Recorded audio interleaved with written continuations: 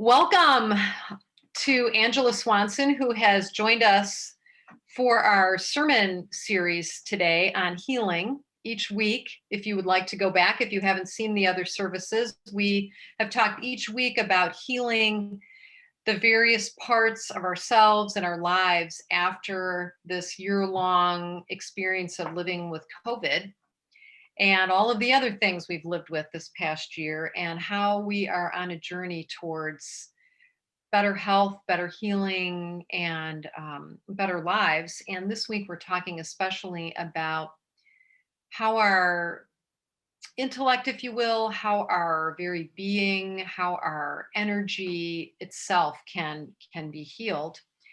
And to illustrate that, we look at the story in Matthew 9 of the synagogue leader who comes and tells Jesus that his daughter has just died.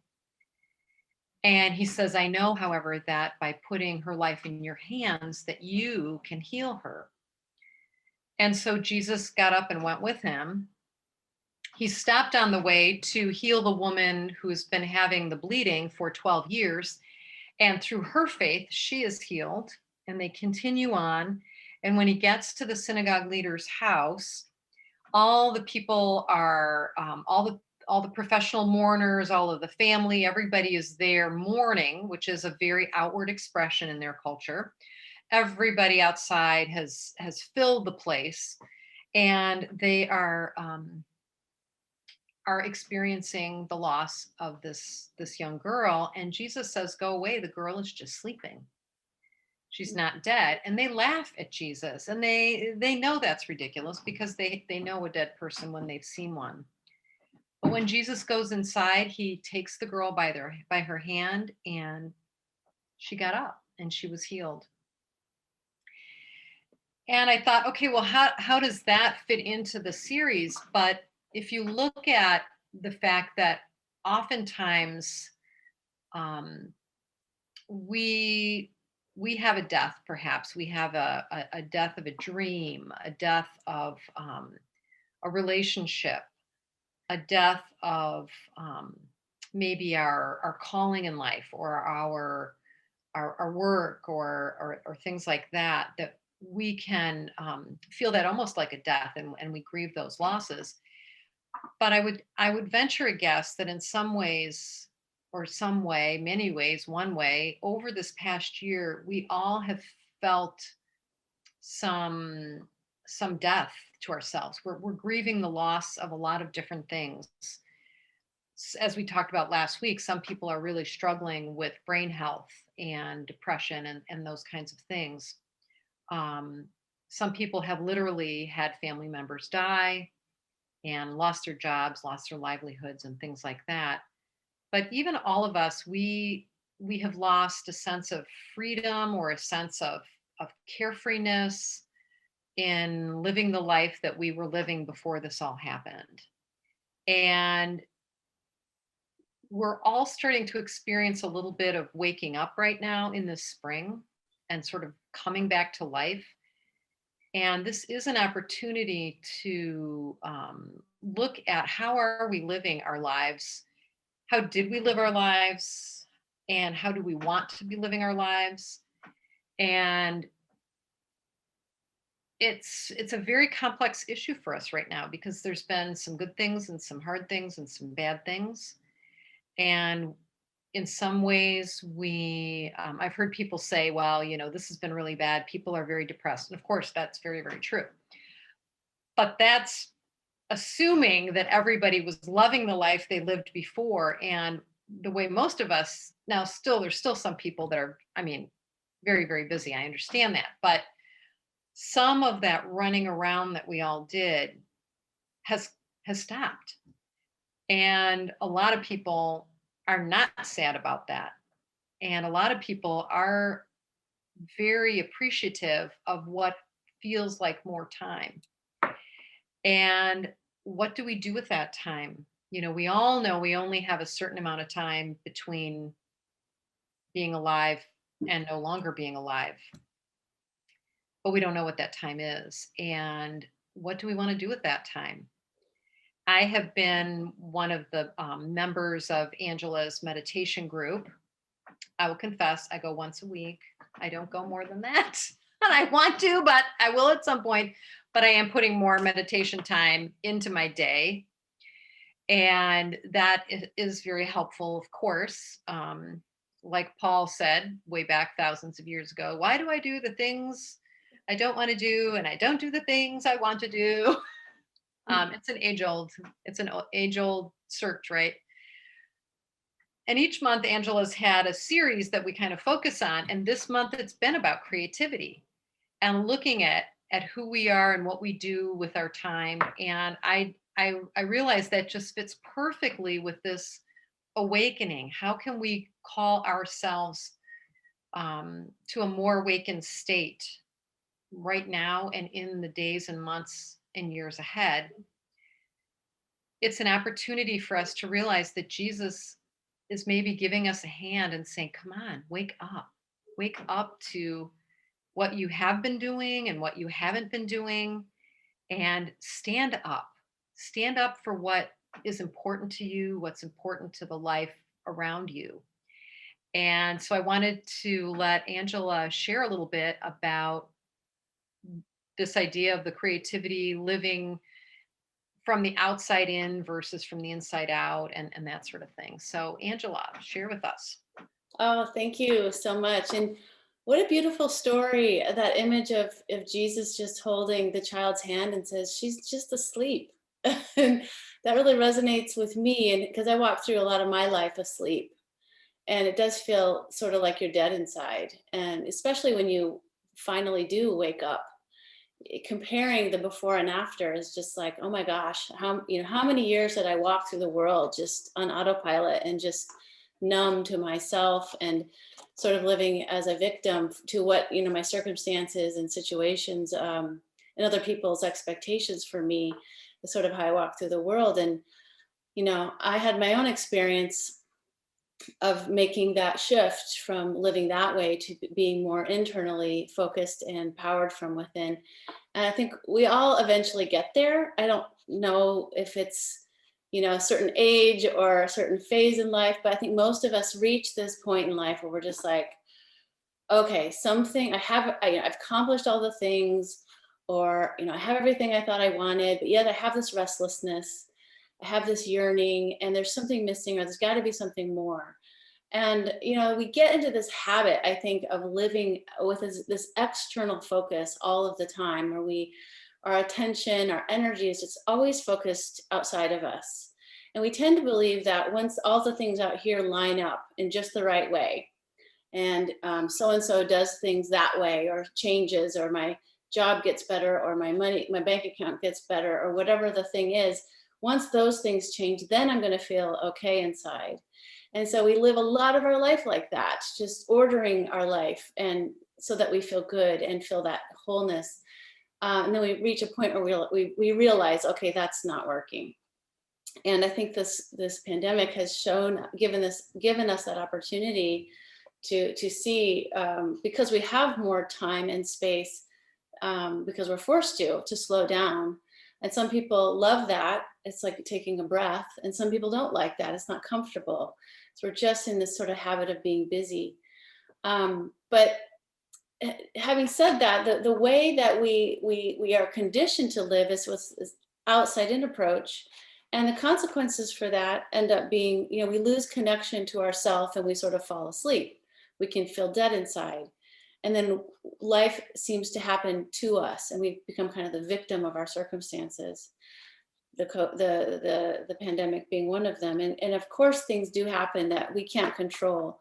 But there's a lot of things that happen outside of us that we can't control, but we can still be okay inside. And so that's the shift of living from the outside in, shifting from that way to living from the inside out. And when you can do that, and that's what I teach, is I teach people how to sort of have an inside out approach to their life. You no longer have to wait for what happens out there to determine your level of happiness and well-being. You actually get to get in touch with who you really are inside, what you really want, what you should do next, what you want to do next. In other words, You have more choice about how you feel, what you choose to do, and what experience you create in your life. And then you all of a sudden realize that life is happening through me and for me, and you get to create your own experience.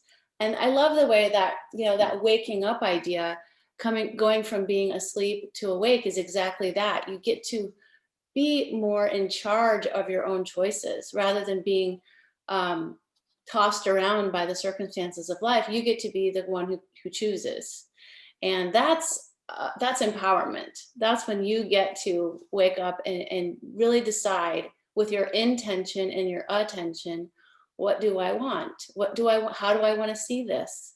Um, and that is when you can start being okay regardless of what goes on around you. And that's really freedom. That's the essence of freedom for me, is when I can be okay inside no matter what's going on around me. It's not that I don't feel upset, sad, angry, worried. I do. I feel all of it. But yet there's this core inside of me that knows that it doesn't matter what is happening out there, is that I'm still okay inside. I still can handle what comes my way, and I still get to have a choice about how I choose to respond what is happening in my life. So there's a few ways, as a meditation teacher, I like to help people through this process. Um, is just begin by starting to notice, where is my attention going? You've probably heard the saying, where your attention goes, your energy flows. So your attention is like a current of energy. Wherever you're pointing your attention is really where your life force is going. So you could step back and say, what do I pay attention to most of the time? Is it, worrisome news?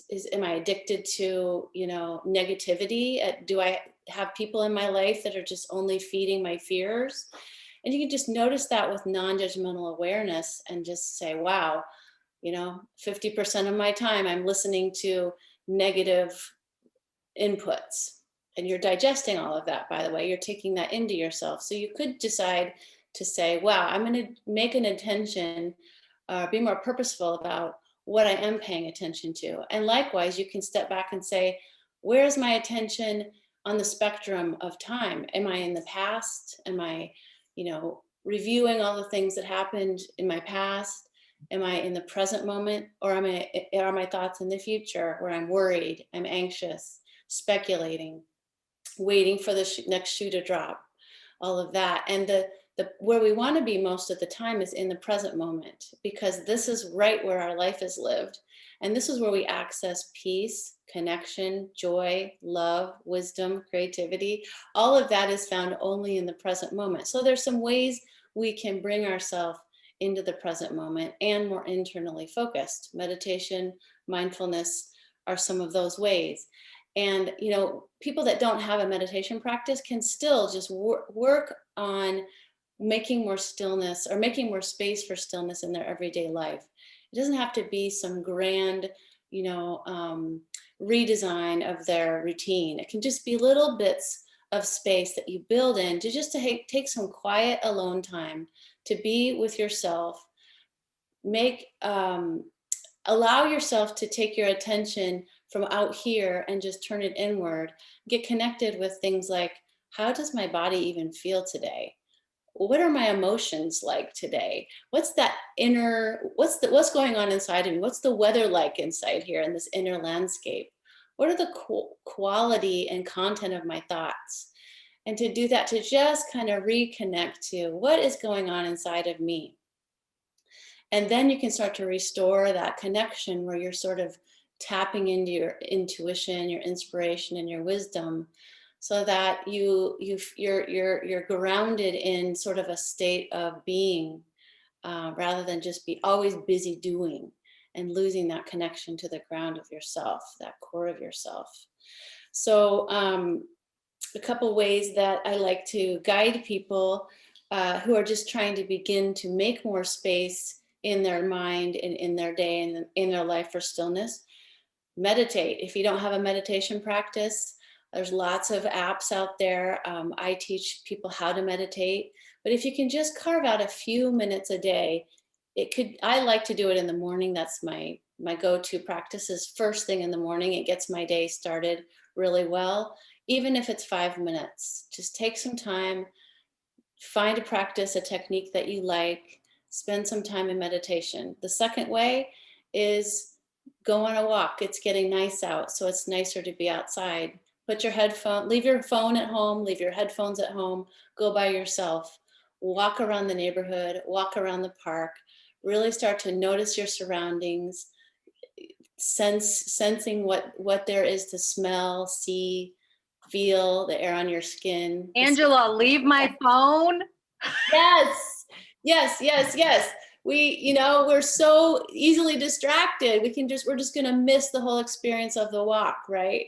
Now, I'm okay if you want to walk your dog, bring your dog with, because dogs are always in the present moment, so they're kind of a helpful tool to have, helpful guide in that way. But yeah, leave the phone at home, headphones at home, even your partner, in your spouse and your kids, just a couple times a week. Just do this for yourself.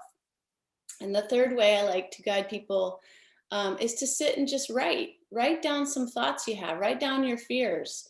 If you don't like to journal, that's cool. I'm not a big journaler, but you know what? I'm always scratching down, thoughts and feelings that come into my mind. Something about writing really gets us in touch with ourselves and lets some of that anxious energy move out of our bodies. It's always better to get it out than keep it in. And a lot of us, this is taught me, talking from experience, I'm sort of a stuff it down, numbing type of person. I don't like to feel those intense emotions and the discomfort. I don't like to be uncomfortable. Getting better at that, but that's why we want to get in touch with our emotions so that we can let them move out of us and not just keep jamming them down deeper and deeper. So making space for stillness is just a really good way to start turning your attention from out here, turning it inward, getting in touch with, this beautiful soul that has a lot to tell you. Your soul knows what you need. Your soul knows the way. We just need to learn how to tune in and listen. So if that's a little bit helpful, I hope so. And there's lots of different ways to practice this sort of inward focus or making space for stillness. And this is, if you wouldn't mind, we could do a practice together right now, if that would be good. Great. Mm-hmm. Okay. So this is going to be a practice you can do anytime. You can walk through the world and do this. You can wait in line at the grocery store and do this. You can do it just sitting in your home. And it's called coming to your senses. We're going to engage our 5 senses together. And we're going to start with our eyes open. So I just want you to, right now, just begin to connect to your body, feeling your feet on the floor or feeling your rear end in the chair. Just notice that your body's in this moment, bringing your attention into this moment right here, right now. And then I want you to look around your environment and notice 5 things that you see and just note them mentally. 5 things that you see.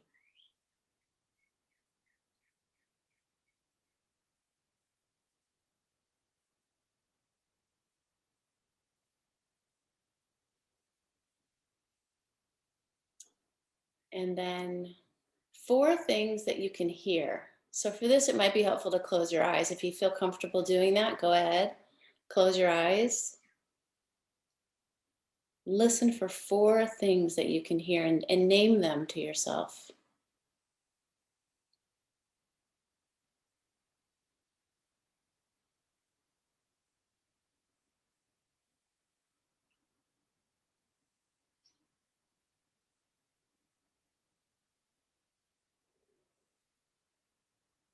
And then 3 things that you can feel or touch.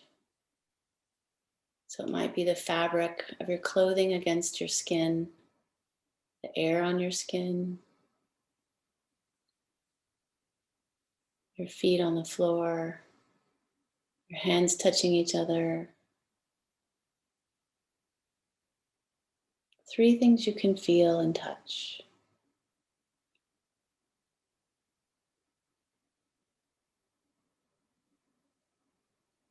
Good. And now 2 things that you can smell.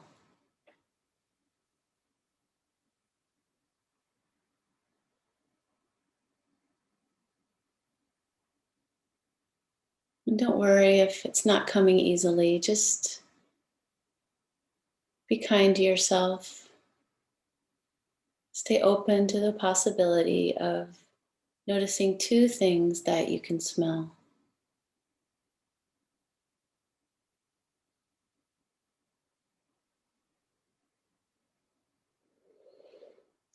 And one thing that you can taste. Something you can taste.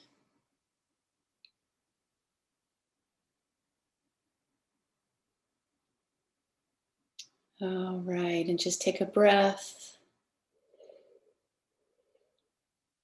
And notice how your body's feeling now, and you can slowly open your eyes. So, you were just in the present moment, fully in the present moment, connected to yourself.